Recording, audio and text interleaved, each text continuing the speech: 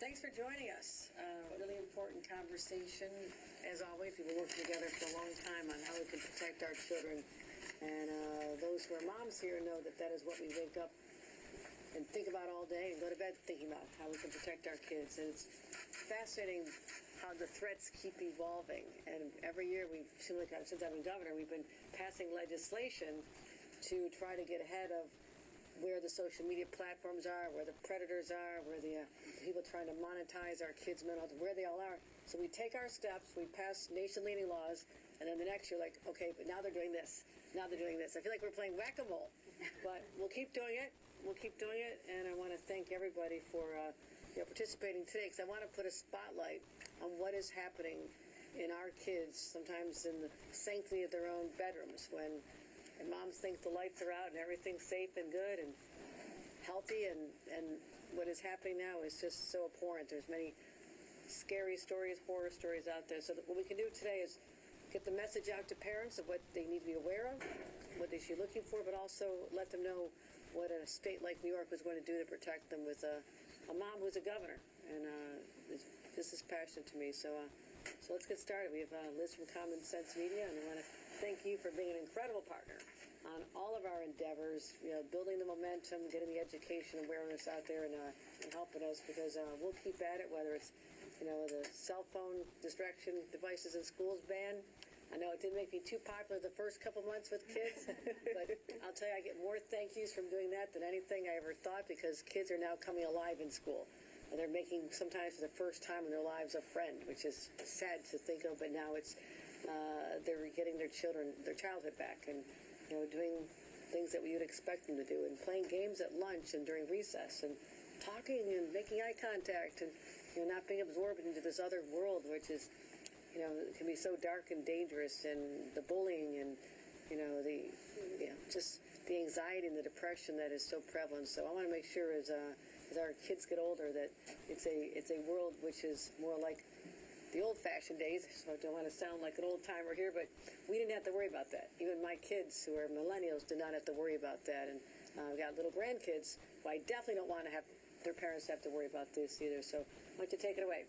Great. Thank you so much, Governor. Thank you, before we begin, just for being an amazing champion for New York kids and families. Really, really appreciate it. Common Sense Media, we were really proud to put together this conversation today with parents and young people to talk about this really important issue. We're very supportive of your proposal because it would help rein in predators and scammers, and protect kids online on these seemingly innocent gaming platforms and social media platforms. You'll hear from parents in a few minutes. This group in particular here is really concerned about already what their kids are experiencing online and what they could experience online in the coming years. And that's why we're so supportive of your proposal, because it would do so much to protect our kids on these gaming platforms. A good way that I like to think about it is, in the real world, we have a lot of safety standards in place for things like toys and for food and even pajamas, right? But why would the online world really be any different? And so in New York, we've really led on this issue. We've been leading, and this proposal really builds on that leadership, and that's why we're so excited for this conversation today. And we're going to be with you and ensure that we get it passed this year. Thank you. Yeah. And now I'm going to turn it over to Kristen, who's going to take us through the next part of the discussion. Thanks for that, Liz, and thank you, Governor Hochul, for everything you've done thus far and for framing this so that we understand what's really at stake for our kids. So, as Liz mentioned, my name's Kristen Fridella. I sit on the Parent Advisory Council for Common Sense Media, and I'm a mom. I've brought with me my 8-year-old daughter, Rory. Hi, Rory. Rory is incredibly tech curious, and she's already noticing the way that we all interact with our tech and are sometimes consumed by it.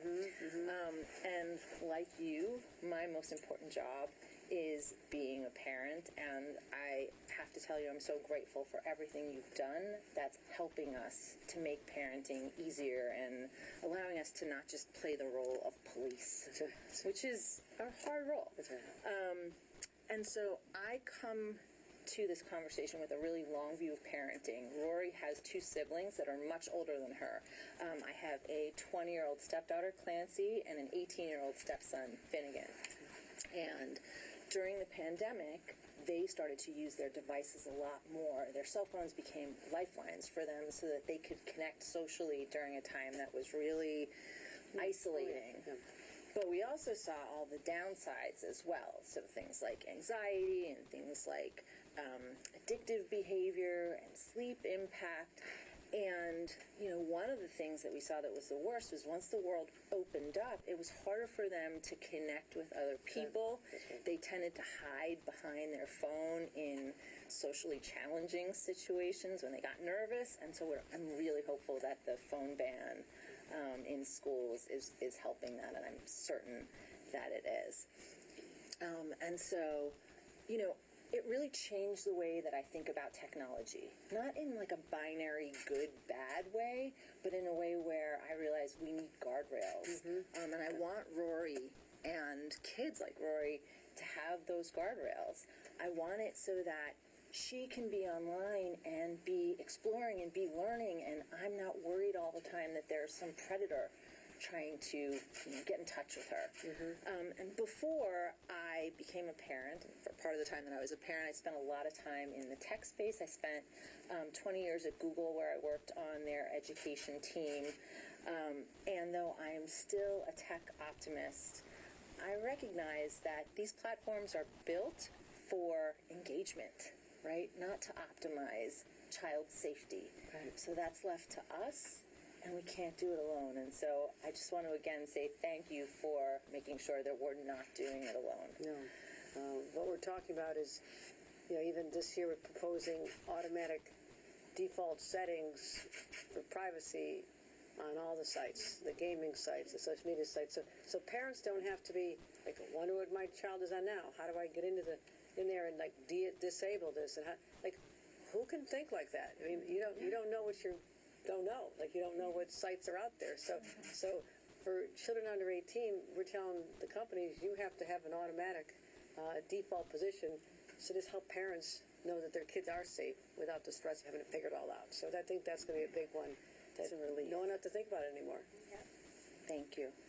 Well, we're really excited to be able to have this conversation here today with all of these parents to talk about their experience as parents and watching their kids online. So I'm going to pass over to Yumi to tell us a little bit about how this is impacting her daughters. Sure. Hi. Hi, Yumi. Nice to meet you. My name is Yumi Kobayashi, and I live in Brooklyn, New York. And I have two girls. One is 6th grade, another is 3rd grade. So, as you mentioned, I have two personal stories to share with you today regarding Roblox. One of it is that one of my friend's nephew was 2 years ago, he was in high school, and he met someone online through chats and started exchanging messages. And it lends to him sending some personal pictures and videos of him. And before he realized this person was a predator, it was too late. His parents called the police, but nothing was really done. So he really suffered from anxiety and depression afterwards. And I have another story to tell you personally. So my daughter, who's 11 now, she started playing Roblox 2 years ago. And one day she had a play date. Her friend came over. They started playing games together. And I overheard one of her friends said, "Oh, this girl wants to talk to me." And I said, it alarmed me. So I said, "Do you know this girl?" And she goes, "No, she just sent me a message." So it turned out that her profile was created by her older brother. So chat was enabled. So to your point, it's really up to, right now, up to our parents to making sure all the settings are right and privacy is on for the kids. So it's really critical for someone like you to come with this proposal to protect the children for us. And one more thing before I pass on to you, I just want to thank you for the device ban at school. One of my good friends is a high school teacher in Brooklyn, and she was saying how students are so different last year and this year because of the device. Before, her class ends early, kids go straight to the device, complete silence in the classroom. Right now, class ends early, kids chatting and interacting. I love to hear that. Yes. One of my favorite stories is Governor, just knowing that kids are being kids again. Yes, so thank you, Governor, and thanks for your time today. So Jessie, why don't you tell us a little bit about how this topic impacts you and your two teenage sons, including Dean, who's here with you today. Absolutely. Hi, Governor. I'm Jessie Haynes, and mom here in New York, and I'm here with my son Dean, who's 13, 7th grade, and I have an older son who's 16 and in 10th grade. And yeah, the challenges of raising kids in this digital age are very real. We've been really lucky. We haven't faced a bad incident yet, but members of our community have. Obviously, we just heard two really sad stories, and so I'm on the alert. The job is on me as the mom to be the vigilant one, to be wondering, to be asking. And I work and I'm busy. And Dean is 13. He's like off doing his own thing. We can't be there at every minute. And I think it's really like not fair that the onus is on us. Like when I have a car, you know, and I just assume that the airbags are there. Like I don't have to like go and install them myself just so that the thing is safe. And I kind of feel like online should work the same way, right? Like we should just feel like we're getting something that by default is safe because we're all busy and it's hard and complicated to go in and figure out how to change the settings or do whatever it is on top of just dealing with the screen time and all the other challenges of life. So I am so happy that you are taking this approach of safety as default. It just seems so logical and so necessary so that kids can just be kids and enjoy their friends online. Parents don't have to be constantly policing, although we do enough like, okay, time to get off the screen. And so I'm so grateful for you approaching this in such a thoughtful way and really seeing parents and all the challenges that we're facing at this moment. So thank you. Daniel, why don't you tell us a little bit about what you've seen and how this is impacting your daughter? Definitely. So I'm Daniel. I'm a Yonkers resident. I'm a single father. I'm a talent manager by occupation. I'm also one of the co-founders of an NPO called Pharmacares here in New York State. On the topic of being a single father, my daughter's 13. She's in 8th grade. Avid basketball player. Everything basketball, anything having to do with basketball, she's there. And the other thing is hanging out with her friends. Of course, being 13, hanging out with your friends is everything. I want to touch on what you said before. It's nothing like what it was for me growing up, hanging out with friends. It was let's escape the house, let's get as far away from our parents as possible, and commune together. The way she hangs out is on Roblox. Our experience on Roblox has been pretty smooth, I would say, but that doesn't take away from the fear and my having to check in with her. So when she first played Roblox, there were some, I would say, guardrails put up by like older cousins and nephews, like, no, you're going to put this on a private server. A lot of information that people aren't privy to. That's right. So for me, I would have to chime in with her, and I was telling her I'd have to chime in with her, like I'd pick maybe 2 days out of the week. Let's go get some ice cream. And then we'd sit down like, so anything crazy happen on Roblox? And she'd see right through it and be like, no, of course not. And I was like, if you heard some profanity or if you heard this or you heard that, and she still would have the like, no, nothing ever happens. So for me, this is extremely important because to touch on what you were saying too is you deal with enough being a parent, and especially being the parent of a 13-year-old child in New York. I go through enough anxiety with just everyday life. So having to then implement the conversation, because there's other conversations to be had as we all know at that age, having to incorporate that in conversation, or even having to sneak like, let me sign on to your, no one has the time for that. So what you're doing is extremely important, and it alleviates a lot of the stress that we already face as parents. So definitely want to commend you on that for sure. I remember my daughter at 13, like, she turned 18, yes, everything got good again. So my sympathies, and it's an exciting time, and it's an exciting time to be a parent of a teenager. You see them evolve into, someone who's going to be your adult friend eventually. You don't see that then.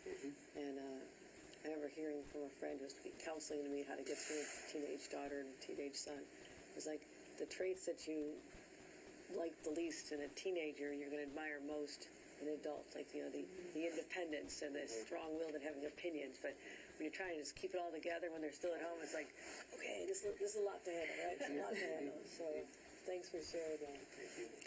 Thank you, Daniel. We're going to pause while the press leaves. Thank you, Governor Hochul. Yeah, this is great. Great.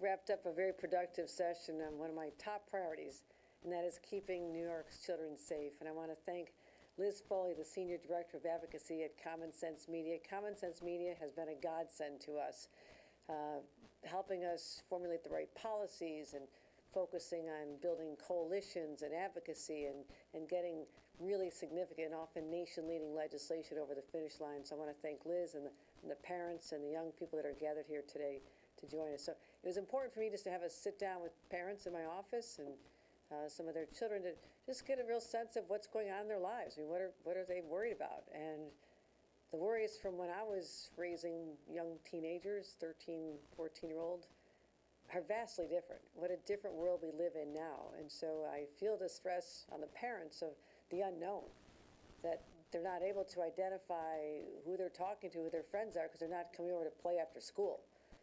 They're in an online site or a gaming site, and they don't know, is it just limited to their friends or other people from the outside infiltrating these sites and trying to either extract information from your kids or to prey on them or encourage them to go meet somebody. So all these things that are happening now as parents are just trying to deal with already challenging teenage years. And, you know, my heart goes out to them. That's why I want to stand at the forefront of this effort to really let them know that I'll support them and in their efforts to protect their kids as well. So we had 5 parents and 2 young people. And, you know, the question is, how do we get to a safer digital environment? You know, one of our young speakers said, when I go to social media, I just want to see my friends. I just want to be with my friends. Well, that's natural, and we should cultivate that. That should be what they're entitled to. And last 2 years, I'd say, from listening to individuals like those here and others across the state, I've done listening tours and roundtables on everything from cell phone distraction and social media algorithms all around the state. It is their voices that I'm listening to the most on how we devise our policies. So also, you know, we're not afraid of a fight here in New York. You know, we've taken on the world's biggest tech companies. We've passed, as I said, nation-leading laws to protect young people, banning addictive algorithms that manipulate our kids' minds, and the stories are incredible. The depression, the anxiety, the suicidal thoughts that often comes when, you know, a young person thinking about suicide, you know, goes to a site, looks up suicide, and instead of getting a place of relief and a place of comfort and a place of uplifting messages, they could be finding out how to commit suicide. So this is what's going on in real time.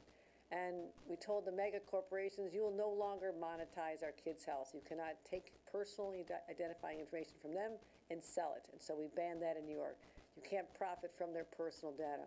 And now, one thing we also did is kids are coming to school a little more rested, ready to learn, because we blocked overnight notifications. You know, knowing that the notification goes off all night long, and the average young person gets about 250 notifications per day. And again, as I mentioned, the cell phone ban, you know, when that first bell rings, the cell phones are tucked away and they don't come out until the day is over, the school day is over. And I just heard more stories today, you know, from parents and, you know, their friends who are teachers, other adults, and people who are just knowing. I understand the enormous pressure on our young people and their parents to not have them be ostracized, not be the only one who's not allowed to have a cell phone. So I heard this over and over and over. I knew that I had to be the heavy. I had to be the one who would be willing to take on this fight. And my friends, it is one of the best fights I ever did, because the results were almost apparent immediately. The engagement of students with each other and teachers reporting that they're listening and paying attention in class, which is what they're supposed to do. So just in these last few months, it's been extraordinary. And, you know, classrooms and cafeterias are full of laughter and joy again, letting our kids be kids again. So what I did was, building on these other decisions and campaigns and advocacy and roundtables and policy changes and getting it over the finish line, you know, just when you think you're in a good place, the world continues to change again. So we're always going to have to be ahead of the threats that are out there for our young people, and our work is, you know, ongoing and sometimes feels like it's just beginning, because our young people are spending an enormous amount of time on social media platforms and gaming sites, and gaming platforms like Roblox and communication sites like Discord. Young people can easily be targeted by predators, easily. And they think they're in a safe space talking to just their friends that they invited in, but they don't know how to put the blocks on, and their parents don't know how to put the blocks on to keep the space they want to be in private. And so my State of the State address addressed this. and says, for the very first time, we're packaging a couple of ideas here. We're going to make sure that kids' privacy settings are set by default already, that parents don't have to try to figure out where are my kids going, what sites are they on, what games are they playing, and then try to figure out how to set the privacy settings. We're telling the companies, for a young person, someone under the age of 18, you will do this automatically, and we'll enforce that here in the state of New York. So that's one of our big initiatives, to lift that weight off our parents who have enough trying to monitor young people's lives as it is without having to go into this space. And perhaps for many it's the unknown, it's the wild frontier, and they know they need to do something, but they're just not sure what or how. And we're going to make that easier for them as well. So what does it mean? That means no direct messages from strangers. Kids can only communicate with actual friends and family to these apps and websites. And so we'll block kids' also location. You know, why do you want someone to know where your child is? I sure wouldn't. It's common sense precaution to make sure that they're protected from, someone who could identify where they are and go to that home or outside the school and lure them. So, and also these strangers cannot be seeing the videos and photos that kids are posting either. They shouldn't be able to. They shouldn't be able to. The kids aren't expecting this to happen, and they should be protected from this.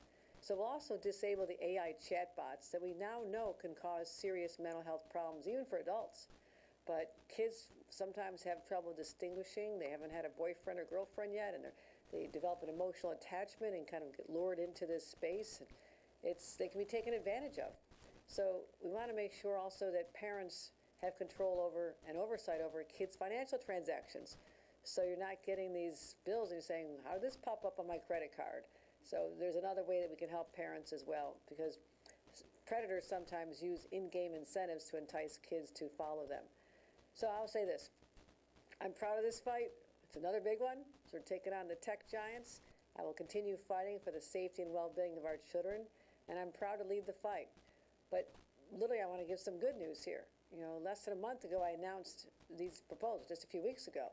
And I'm glad to say that since we did this and really put our stake in the ground of the fight we're willing to take on here in New York on behalf of our kids and their parents, that we've been out, a number of large social media companies have reached out to us, and gaming platforms are already taking notice of what we're doing, and we're starting to see signs of voluntary compliance, and they want to talk to us and get to a place. Now, we're not standing down for what we want to do, but those who are willing to understand the threats that we're seeing, that they should have known but are not stopping, we're going to say, you can work with us and we'll stop these threats together. So they want to work with me, I'll open up my arms, but you don't, you're going to be seeing a lot of serious consequences. So, but we'll make sure, no matter what happens, even voluntarily, I want these passed and signed into law to codify, really just not these rights and our objectives, but also our values as New Yorkers and as parents.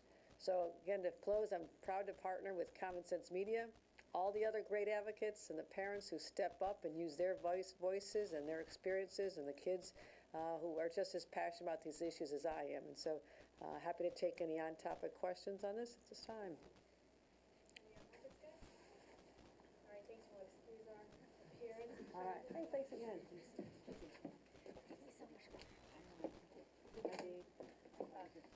You don't think there's too much snow, do you? Governor. All right, thanks, guys. Hey, guys, we have time for just a couple of comments. Hi, Governor. Hi. I'm curious, I saw you yesterday, you were talking about Mom Donnie's budget meeting, his presentation. He said, we're going to balance the budget, and, you said you were going to work with him, but could you say definitively if you're planning to give the city more money to contribute to that $12 billion deficit? It is way too premature in our conversations to answer that. What we did was sit down with them, personally, but also my budget team has been meeting with them to acknowledge that this is a new administration, just getting in and lifting up the hood, seeing what's under it, what the gaps are, what the revenues are, which is important because the whole revenue picture is not clear, as we saw very pleasantly surprised that we had $17 billion more in revenues than we anticipated because of Wall Street. And also, are there areas for savings? Some programs that, may not be working the way you anticipate. So we encourage them to take a good look at this. They have until the 17th of February to put together more of a package. And, we talked about some areas where we could be of help as well. I mean, just right off the bat, offering $1.2 billion to work with them to achieve the objective of universal child care is a very big contribution. That is a big deal.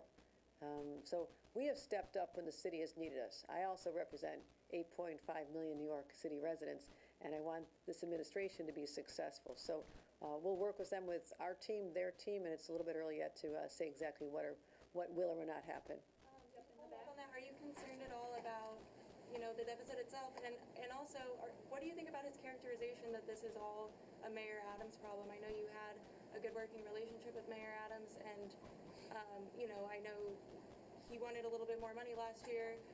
Do you wish that you had reined in his spending at all, or taken a closer look at his spending when he was the mayor? No, that's not something that the governor does, is we allocate revenues based on specific programs or formulas, education formulas, Medicaid formulas, vouchers, housing vouchers. So we have done that, and that's why we have a state controller. That's why there is a city controller. These are the watchdogs. The city council is the watchdog as well. So I would say that, of course my relationship was good, because I think it's healthy when a governor and a mayor get along in furtherance of the goals of the city as well. So that's, I will look forward to working with this mayor, and however I want to identify how they arrived at this. They can characterize it any way they want. I'm very solution-oriented. Let's get to a place where you can get through what you need to do. We're going to get through what we need to do. What's your reaction to the Chabad attack yesterday, and what can the state do to protect Jewish New Yorkers? I was sickened by it. I called leaders in the community immediately and talked to them and said, I'm deploying more state police to sensitive locations like places of worship, synagogues around the state, because we don't know whether this is a trend, or if not even, if this is isolated, sometimes there's copycat cases. So we're continuing to invest money into our security grants. We've upped that number almost every year to give more money for synagogues and places that have often been targets, as well as, I know this is investigation ongoing, and my hate crimes task force is involved as well. And I am sickened when acts like this happen. It just sends fear down the spines of everybody. The Jewish community has been under siege for thousands of years, but here in the state of New York, just a couple days ago, a rabbi in Queens, who I spoke to today, was assaulted, and verbally and physically. Everybody has the right to be safe in their streets, and in the neighborhoods, in the places they worship. Full stop. So we'll continue fighting hard against anti-Semitism and acts of violence like this where they rear their ugly heads. But all New Yorkers should be sickened by this and say that this is an outrage and stand up for each other. It's the time we should stand up together. Great, thank you. All right, thanks everybody.